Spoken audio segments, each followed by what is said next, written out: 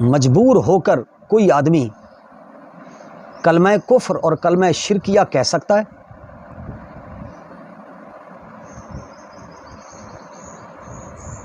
یہ فہم دین کلاس کے سوال و جواب کے سیشن کا یہ سوال ہے کہ اگر کوئی آدمی کو مجبور کر دیا جائے تو وہ مجبوراً اپنی زبان سے کلمہ کفر کہہ سکتا ہے؟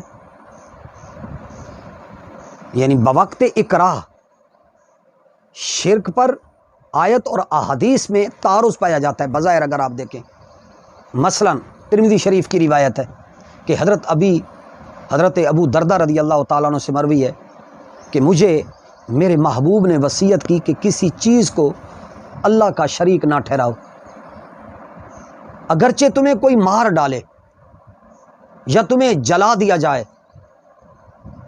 تو نبی کریم صلی اللہ علیہ وسلم نے فرمایا کہ تمہیں کوئی مار بھی ڈال دے، جلا بھی دے، تو تب بھی تم کلمہ شرک اپنی زبان پر نہ لاؤ، اور فرض نماز جان کر نہ چھوڑو، جس نے اسے عمدن چھوڑا اس سے ذمہ بری ہو گیا، اور شراب نہ پیو کہ یہ ہر شر کی چابی ہے۔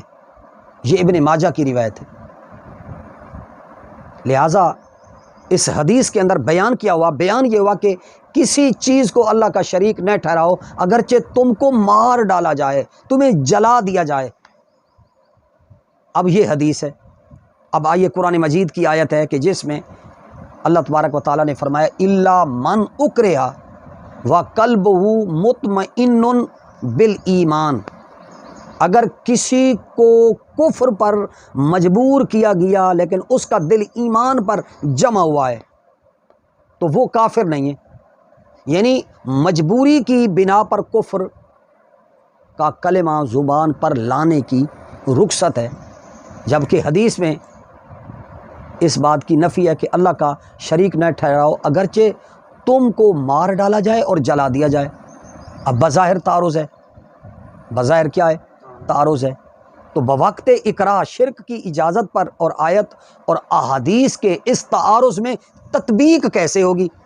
تو محدثین نے، فقہا نے، ائمہ نے، ہمارے اکابر شیوخ نے یہ کہا کہ یہ جو حدیث ہے جس میں شرک نہ کرنے سے مراد دلی یا شرک مراد ہے کہ انسان زبان سے کلمہ شرک کہنا اور ہے، دل سے شرک کا اقرار کرنا اور ہے۔ یعنی عقیدہ شرک اختیار نہ کرو، یعنی اس بات کی نفی کی جا رہی ہے کہ دل سے اللہ کے علاوہ کسی اور کو معبود، اللہ کا ساجی، اللہ کی ند، اللہ کی ضد نہ بناؤ۔ لہذا یہ حدیث جو ہے اس آیت کے خلاف نہیں ہے، کیونکہ آیت میں سخت مجبور کو زبان سے کفر کہہ دینے کی اجازت دی گئی ہے کہ جب اس کے اوپر تلوار رکھ دی جائے، اسے مجبور کر دیا جائے، تو یہاں حدیث میں عقیدہ کفر رکھنے سے ممانعت ہے۔ ایک تو یہ بات ہو گئی، دوسرا یہ ہے کہ آیت میں رخصت کا ذکر ہوا ہے اور یہاں عزیمت کا، لہذا آیت کے اندر رخصت کا ذکر ہے کہ تمہیں اجازت ہے کہ جب کوئی مجبور کر دیا جائے، تو عزیمت کیا ہے کہ انسان کی جان چلی جائے، اور اگرچہ وہ معذور کو کفر بولنے کی اجازت ہے کہ وہ کلمہ کفر جو ہے مجبوراً بول سکتا ہے، مگر ثواب اسی میں ہے کہ قتل ہو جاؤ مگر زبان سے بھی وہ کفر نہ نکالو۔ اجازت موجود ہے لیکن عزیمت کس میں ہے؟ کہ زبان پر۔ تو لہٰذا حالات کے تناظر میں دیکھا جانا ہے کہ یہاں کے حالات کیا ہیں، وہاں کے حالات کیا ہیں، کہ جہاں کا حاکم وقت کافر ہو، مشرک ہو، اور وہ بندے کو مجبور کر دے اس بات پر، تو وہاں اس کا دل مطمئن ہے۔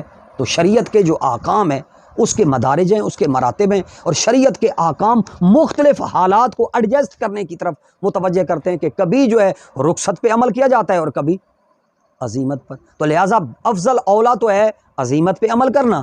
تو لہٰذا جب حالات اس طرح کے اضطراری ہو جائیں تو فمن اضطر غیر باغ ولا عاد، فرمایا ویسے تو شراب پینا جائز نہیں ہے، لیکن جب جان کو حرام ویسے کھانا، خنزیر کھانا ویسے تو حلال نہیں ہے، فمن اضطر غیر باغ ولا عاد، کہ جب انسان کی جان کو خطرہ ہو تو جان بچانے کے لیے انسان وہ لقمہ حرام وہ بھی اس کی اجازت دی گئی اتنی حد تک جتنی جان کے جانے، جس سے جان بچ جائے۔ تو آپ بات سمجھ میں آ گئی۔ تو لہٰذا اس میں اصولی طور پر کوئی تعارض نہیں۔